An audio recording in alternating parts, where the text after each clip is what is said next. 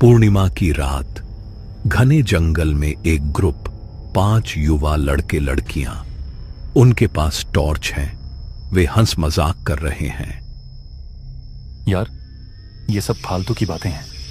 कोई भूत प्रेत नहीं होता। लेकिन गांव वाले तो कह रहे थे। अचानक जंगल में सन्नाटा छा जाता है। पक्षियों की आवाज बंद हो जाती है।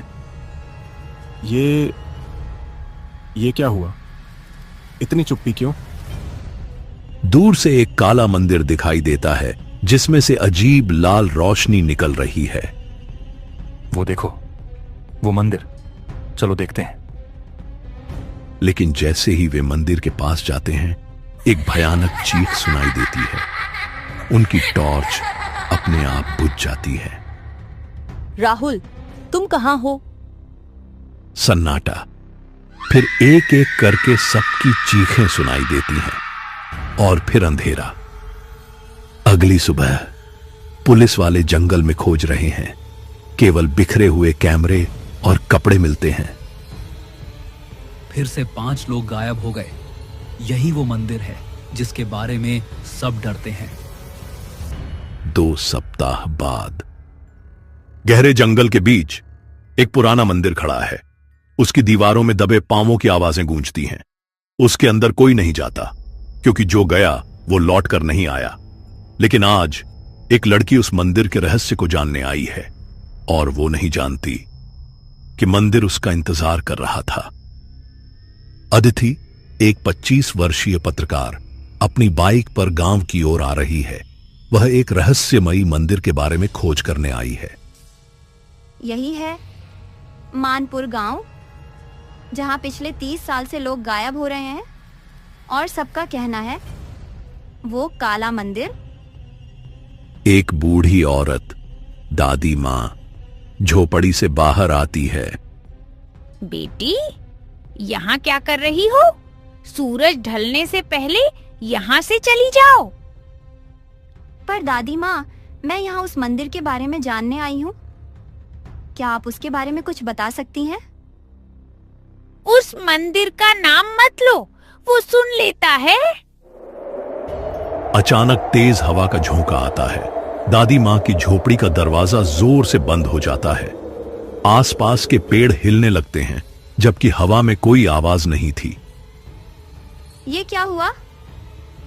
वो आ गया। वो जान गया कि तुम उसके बारे में पूछ रही हो। बेटी, भाग जाओ यहाँ से। लेकिन अदिति डरने वालों में से नहीं थी। वो जानना चाहती थी कि आखिर इस मंदिर का रहस्य क्या है, और इसलिए वो अंधेरा होने से पहले उस मंदिर की ओर चल पड़ी। अदिति मंदिर के सामने खड़ी है। वह एक विशाल काला पत्थरों से बना मंदिर है, जिसके दरवाजे पर अजीब निशान बने हैं। ये निशान, ये किसी प्राचीन भाषा में लिखे हैं। शायद कोई शाप। क्या कोई है? एक आवाज जो सीधे दिमाग में गूंजती है। तुम आ गई, मैं तुम्हारा इंतजार कर रहा था। और फिर अंधेरा छा गया। अदिति ने जो सुना वो किसी इंसान की आवाज नहीं थी। वो कुछ और था, कुछ ऐसा जो मरा नहीं था। कि चीख गूंजती है और फिर सन्नाटा। अदिति ने आंखें खोली, लेकिन वो अपनी बाइक पर नहीं, बल्कि मंदिर के अंधेरे गर्भगृह में थी। उसके चारों ओर खून से लिखे मंत्र और वो आवाज जो अब और साफ सुनाई दे रही थी। अदिति धीरे धीरे उठती है। उसका सिर चकरा रहा है। वह अपने फोन की रोशनी जलाती है। यहाँ कैसे आ गई मैं? मैंने तो दरवाजे के बाहर ही। एक पुरानी मूर्ति के पीछे से एक आदमी निकलता है। पंडित जी, गांव के मंदिर के पुजारी। तुम जिंदा हो, पर यहाँ आने वाला कोई जिंदा नहीं बचता। पंडित जी, आप यहाँ क्या कर रहे हैं? मैं तुम्हें बचाने आया हूँ, लेकिन समय कम है। ये मंदिर, ये कोई साधारण मंदिर नहीं है। यहाँ 200 साल पहले एक काला जादू हुआ था। पंडित जी ने अदिति को बताया कि कैसे 1925 में एक तांत्रिक भैरवनाथ ने इस मंदिर में अमर होने के लिए गांव के 108 निर्दोष लोगों को धोखे से बुलाया था। उसने उन्हें बताया कि वो उन्हें खुशियां देगा, लेकिन असल में उसने उनकी आत्माओं को हमेशा के लिए मंदिर में कैद कर दिया। लेकिन गांव वालों ने उसे पकड़ लिया और उसी मंदिर में जिंदा दीवार में चुनवा दिया।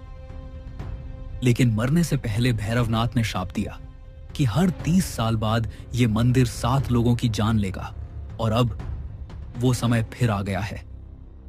पर मैं तो यहाँ सिर्फ रिपोर्टिंग के लिए आई थी। तुम्हारा आना कोई संयोग नहीं है।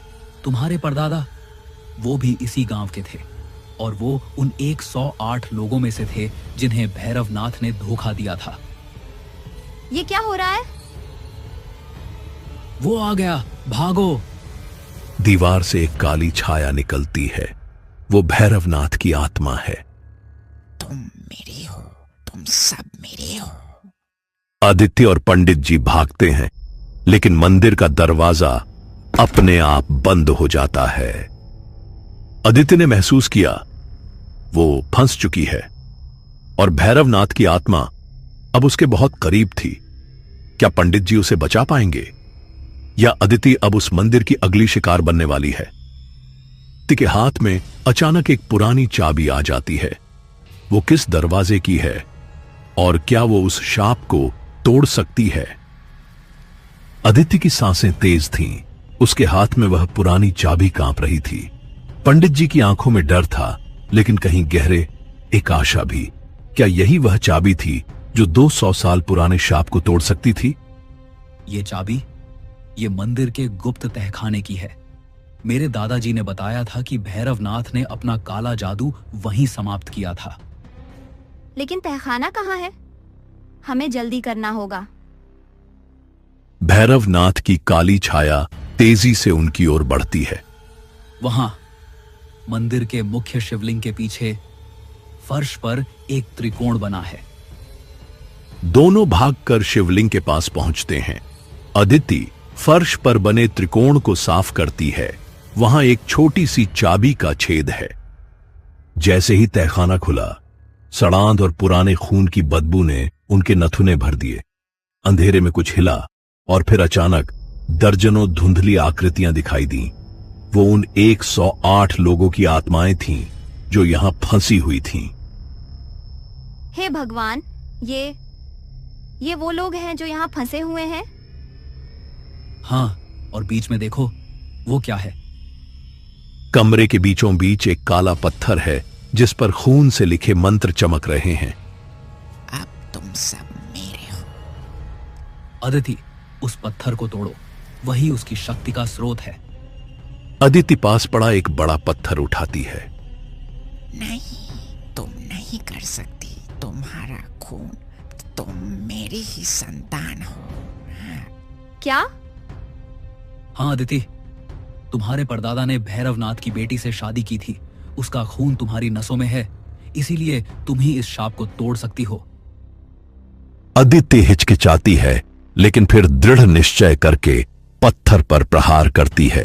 जैसे ही काला पत्थर टूटा, पूरा तहखाना हिलने लगा। वो धुंधली आकृतियां प्रकाश में बदल गईं और आकाश की ओर उड़ गईं। आखिरकार वो आत्माएं मुक्त हो गई थीं, और भैरवनाथ की आत्मा एक भयानक चीख के साथ गायब हो गई। अगली सुबह अदिति मंदिर के बाहर जागती है। पंडित जी उसके पास बैठे हैं। तुमने कर दिखाया बेटा, 200 साल पुराना शाप टूट गया।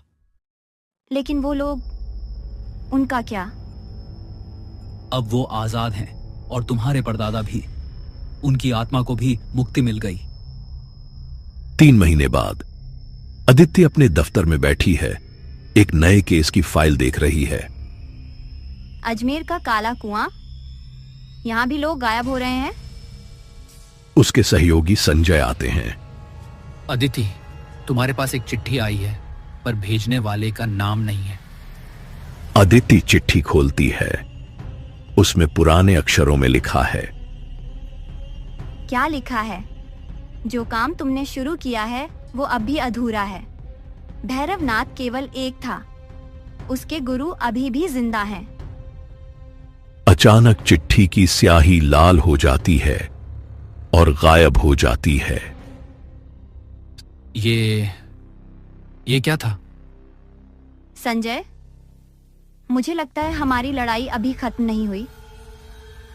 उसी रात अदिति के घर में वो सो रही है जब अचानक खिड़की खुल जाती है।